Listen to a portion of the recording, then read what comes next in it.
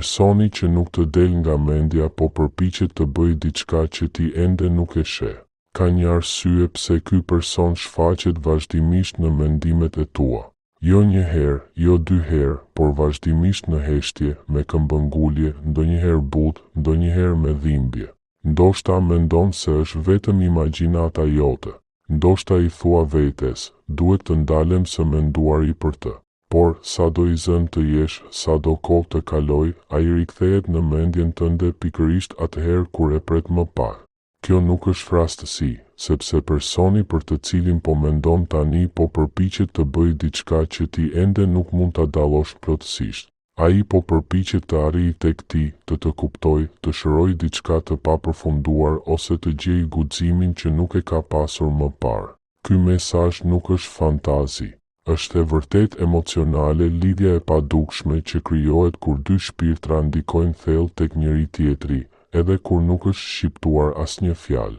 Prandaj merr frym thellë, qetësohu dhe dëgjo me kujdes, sepse nëse ky mesazh të ka arritur, atëherë ka një arsye. Ai po përpiqet të kuptojë se çfarë ke nënkuptuar me të vërtetë për të. Një nga arsyet më të forta pse dikush qëndron në mendimet e tua është se ti e ke ndryshuar atë. Ndoshta nuk e ke kuptuar. Ndoshta nuk e ke synuar kurrë, por prania jote ka ndryshuar diçka tek ai. E ke bërë të ndihet i parë, i sigurt ose i kuptuar në një mënyrë që nuk e kishte njohur më parë. Tani, kur nuk jeni më afër ose nuk jeni më të njëjtët njerëz, ai po përpiqet të kuptojë pse humbja ndihet më e rëndë se sa priste. Ai rikthen në mendje biseda, analizon momente që atëherë dukeshin të vogla dhe i bën vetes pyetje nga të cilat më parë shmangej. Pse isha kaq i qetë pranë saj? Pse fjalët e saj më mbetën në mendje?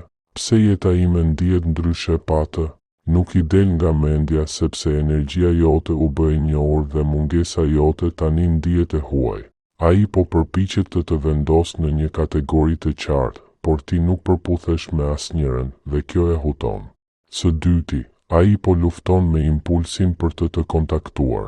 Vetëm sepse dikush nuk të shkruan, nuk do të thotë se nuk e ka menduar. Luftërat më të forta të brendshme ndodhin para se të dërgohet një mesazh. Ai ka shtypur emrin tënd, ka shkruar mesazhe dhe pastaj i ka fshirë.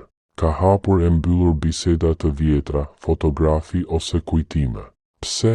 Sepse një pjesë e tij dëshiron të arrijë tek ti dhe një pjesë tjetër ka frikë nga ajo që mund të shkaktojë kjo.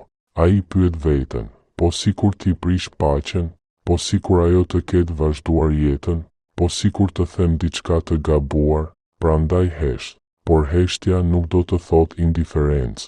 Heshtja shpesh do të thot frikë e përzier me mall.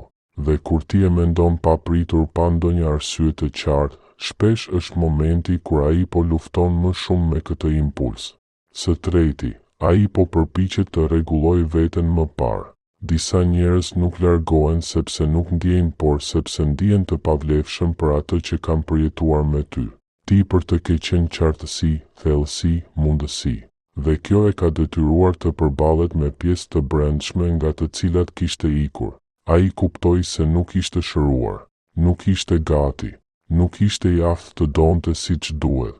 Në vend që ta përballonte këtë, ai u tërhoq. Nga larg ai po përpiqet të bëhet versioni i vetes që beson se ti e ke merituar.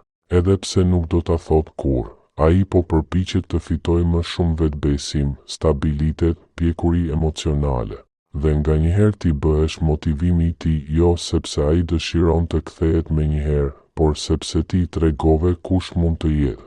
Së katërti, ai ka frikë se lidhja është e vërtetë. Disa lidhje ndihen të lehta dhe kalimtare. Të tjerat duken rrezikshëm të vërteta. Ti nuk e bëre vetëm të lumtur. Ti e zhveshe, e pe përtej maskës së ti, e kuptove përtej fjalëve.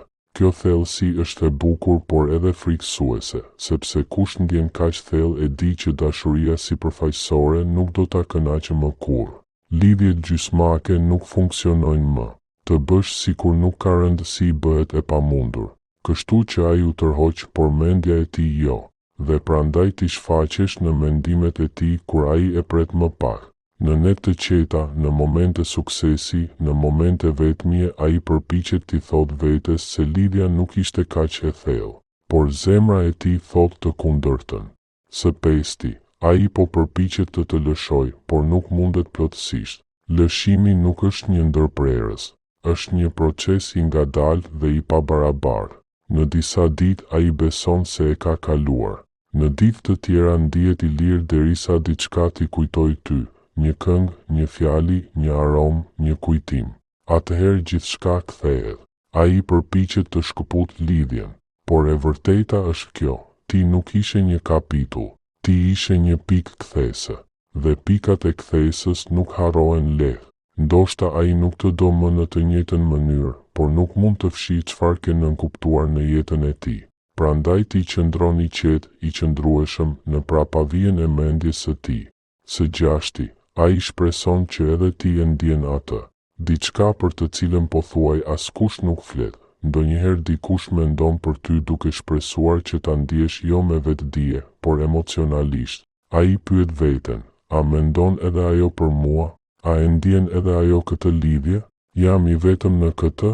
Dhe kur ti e mendon papritur, shpesh është sepse lidhja emocionale mes jush është ende aktive. Jo të gjitha lidhjet mbarojnë pastër.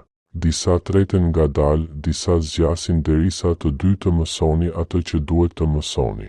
Ai po përpiqet të kuptojë nëse lidhja ende ekziston jo me fjalë, por me ndjenjë. Së shtati, ai po përgatitet për një vendim. Çdo lidhje e pasgjidhur çon në një moment kur duhet bërë zgjedhja, të heshtësh përgjithmonë ose të flasësh, të lëshosh plotësisht ose të kthehesh sinqerisht. Personi që nuk të del nga mendja është pikërisht në mes të këtyre dy rrugëve. Ai po peshon frikën kundrejt së vërtetës, rehatim kundrejt guximit, dhimbjen e një orë kundrejt shërimit të pasigurt. Ti je në mendimet e tij sepse je kryqëzimi. Dhe edhe nëse asgjë nuk ndodh menjëherë, edhe nëse koha duket më e gjatë se sa pret, kjo fazë ka një qëllim. Ajo duhet të mësoj, të zbuloj dhe të transformoj. Çfarë do të thotë kjo për ty? Ky mesazh nuk të thotë të presësh, të thotë të kuptosh. Nëse dikush është kaq thellë në mendimet e tua, është sepse diçka ka pasur rëndësi, diçka është lëvizur, diçka ka mbetur emocionalisht e papërfunduar edhe nëse nuk do të ketë më kurrë asgjë fizike. Detyra jote nuk është të ndjekësh, as të hamendësosh, por të qëndrosh i ankoruar në vlerën tënde. Sepse pavarësisht nëse ky person kthehet apo jo, lidhja e ka kryer tashmë qëllimin e saj. Ka zgjuar diçka brenda teje, të ka treguar thellësinë tënde, aftësinë tënde për të ndjerë, dhe kjo nuk është kurrë e kollë. Mendimi i fundit: personi që nuk të del nga mendja po përpiqet të bëjë diçka të rëndësishme. Ai po përpiqet të kuptojë, të shërohet, të vendos ose të bëhet më i guximshëm. Por ndërsa ai po rregullon veten, ti nuk duhet të vësh jetën tënde në pauzë. Nëse ai kthehet, do të jetë vetëm sepse të dy jeni gati, jo sepse njëri prej jush ka pritur në heshtje. Disa lidhje kthehen, disa ndryshojnë, disa thjesht na mësojnë kush jemi, dhe të gjitha edhe ato të dhimbshmet ndodhin për një arsye.